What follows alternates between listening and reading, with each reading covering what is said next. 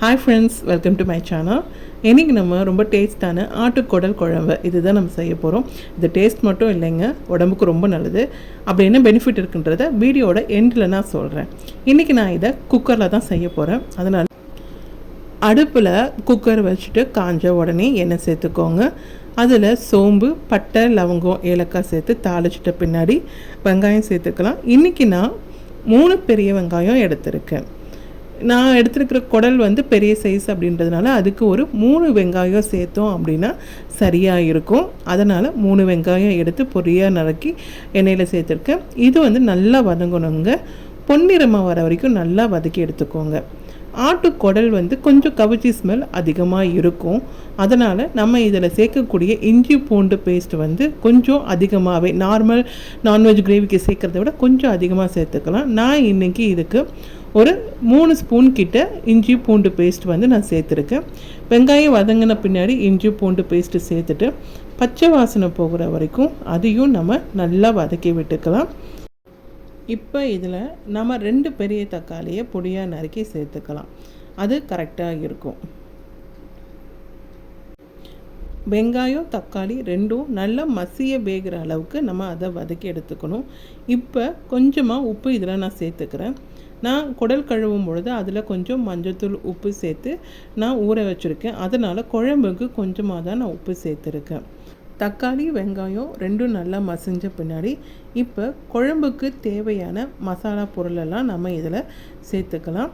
காரம் அதிகமாக வேணும் அப்படின்னா நம்ம கொஞ்சம் காரப்பொடியும் அதிகமாக சேர்த்துக்கலாம். இப்போ நான் இதில் 1 ஸ்பூன் மஞ்சள்தூள், 2 ஸ்பூன் மிளகாய்த்தூள், 1 ஸ்பூன் தனியாத்தூள் சேர்த்துருக்கேன். இதில் நீங்கள் கரம் மசாலா சேர்த்துக்கலாம். இன்னும் கொஞ்சம் ஸ்பைஸியாக எனக்கு வேணும் அப்படின்னா நீங்கள் சேர்த்துக்கலாம். ஆனால் எனக்கு வேண்டாம், இதுவே போதும் அப்படின்றதுனால நான் அதை ஸ்கிப் பண்ணிட்டேன். இப்போ இந்த மசாலாலாம் சேர்த்து நல்லா அந்த வாசனை போகிற அளவுக்கு, பச்சை வாசனை போகிற அளவுக்கு நல்லா வதக்கி விட்டுக்கலாம். குடலெல்லாம் நல்லா க்ளீன் பண்ணிவிட்டு மஞ்சள்தூள் உப்பு போட்டு ஒரு அரை மணி நேரம் ஊற வச்சுருக்கேன். இப்போ இந்த குடலை நம்ம ஆல்ரெடி வதக்கி வச்சுருக்க மசாலாவோடு சேர்த்து குக்கரில் நல்லா வதக்கி விட்டுக்கலாம். இப்போதைக்கு இதில் தண்ணி எதுவும் சேர்க்கக்கூடாது. ஏன்னா குடலில் இருக்கிற தண்ணியை பார்த்திங்க அப்படின்னா இவ்வளோ வந்திருக்கு. நம்ம தண்ணியே சேர்க்காமலே இவ்வளோ தண்ணி வந்திருக்கு. அதனால் நம்ம இதை பார்த்துட்டு நம்மளுக்கு தேவையான அளவுக்கு அடிஷ்னலாக எடுத்துக்கலாம். நான் இன்றைக்கி இதில் ஒரு 1/4 டம்ளர் மட்டும் தண்ணி சேர்த்துக்க போகிறேன். அது எனக்கு கரெக்டாக இருக்கும். உங்களுக்கு வேணும் அப்படின்னா இன்னும் கொஞ்சம் எக்ஸ்ட்ரா சேர்த்துக்கலாம். இப்போ குக்கரில் மூடிட்டு ஒரு 8லேருந்து 10 விசில் வர வரைக்கும் வேக வச்சு எடுத்துக்கணும். ஏன் அப்படின்னா அப்போ தான் குடல் நல்லா வேந்து நல்ல ஒரு சாப்பிட்ற மாதிரி ஒரு சாஃப்ட் பதத்துக்கு வந்திருக்கும். நான் வேக வச்சு எடுத்துகிட்டு அதில் கொஞ்சமாக மிளகாத்தூள், கொத்தமல்லி தழை சேர்த்துட்டு மறுபடியும் ஒரு 2 நிமிஷத்துலேருந்து 3 நிமிஷம் வரைக்கும் வதக்கி எடுத்துட்டோம் அப்படின்னா நம்மளுக்கு டேஸ்டியான குடல் குழம்பு ரெடிங்க. இது சூடான சாதம், இட்லி, தோசை, சப்பாத்தி அப்படின்ற எல்லா ஐட்டத்துக்கும் செம்மையாக சூட் ஆகும். இதில் ஹெல்த் பெனிஃபிட் இருக்குதுன்னு சொன்னேன் இல்லைங்களா? அப்படி என்ன ஹெல்த் பெனிஃபிட் அப்படின்னு பார்த்தீங்கன்னா, இந்த குடல் நம்ம வயிற்றில் இருக்கிற அல்சர், அப்புறமா மற்ற பொண்ணுங்களால் வரக்கூடிய வலி, இந்த மாதிரி விஷயத்தை குணப்படுத்துறதுக்கு நம்மளுக்கு உதவும் அப்படின்னு சொல்லுவாங்க.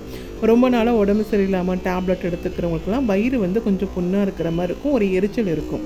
அந்த மாதிரி இருக்கிறவங்க இந்த குடலை காரம் கம்மியாக சேர்த்துட்டு நம்ம உணவில் சேர்த்துக்கிட்டோம் அப்படின்னா அந்த புண்ணு சீக்கிரமாக குணமாகிறதுக்கு உதவி பண்ணுன்னு சொல்லுவாங்கங்க.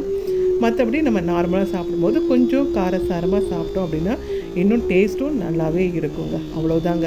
எளிய செய்முறையில் டேஸ்டியான மட்டன் குடல் குழம்பு எப்படி செய்கிறதுன்னு பார்த்துட்டோம். தேங்க்யூ, நன்றி.